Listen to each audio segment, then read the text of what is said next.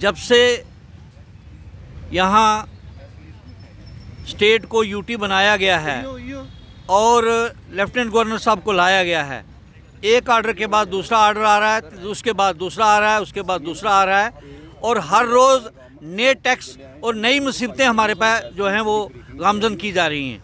अगर हम वास्तव में देखें तो आज ये मंदरू का शहर एक शराब की नदी बन गया है, इसलिए उसके खिलाफ भी हमें विरोध एक जंग छेड़नी है।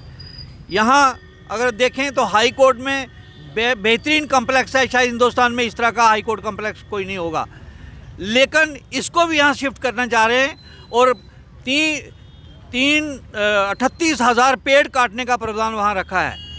यही एक 6 स्क्वायर किलोमीटर ग्रीन लंग हमारे पास बचा था जो ऑक्सीजन तैयार करता है और अल्टीमेटली 60 स्क्वायर किलोमीटर से शिंक होकर 6 किलोमीटर रह गया है। इसको भी जब काट दिया जाएगा तो यहाँ सांस लेना मुश्किल हो जाएगी। हमारे यहाँ तो वेंटिलेटर और ऑक्सीजन कहाँ से लाएंगे? ऑक्सीजन की फैक्ट्रियाँ कहाँ लगाएंगे? जो बनी हुई हैं जिंदा फैक्ट्री हैं उसको बंद कर रहे हैं।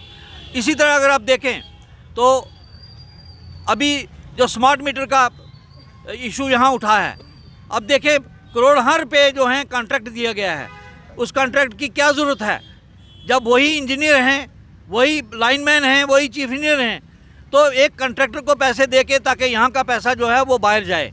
इस तरह का ये हालात हो रहे हैं। और स्मार्ट मीटर की भले ज़रूरत क्या है? अगर स्मार्ट मीटर दूसरा मीटर तो ये बराबर ही हैं तो वो बेहतर था। दूसरी तरफ तो टोल प्लाजा का है, यूटी में कहीं टोल प्लाजा अंदर नहीं होता, उसके बाहर लगाए जाते हैं। आप दिल्ली का यूटी देख लीजिए, चंडीगढ़ का देख लीजिए, बाकी यूटीज देख लीजिए, यहाँ टोल प्लाजा के ऊपर टोल प्लाजा के ऊपर टोल प्लाजा लगाया जा रहा है। ये इलीगल है। और फिर दूसरा हाईवेज़ के ऊपर जो प्रावधान है वो फिक्स है कि भाई 60 किलोमीटर के अंदर कोई टोल प्लाजा नहीं लगेगा, और ये वाला 43 किलोमीटर के ऊपर लग रहा है। इसी तरह हम लोग आज अपील करते हैं सरकार से कि वो अपने इस गलत कामों से अपने आप को रोके और लोगों का राहत दें। टेक वन अब आपके व्हाट्सएप पर। व्हाट्सएप करिए हाय 9728253663 पर।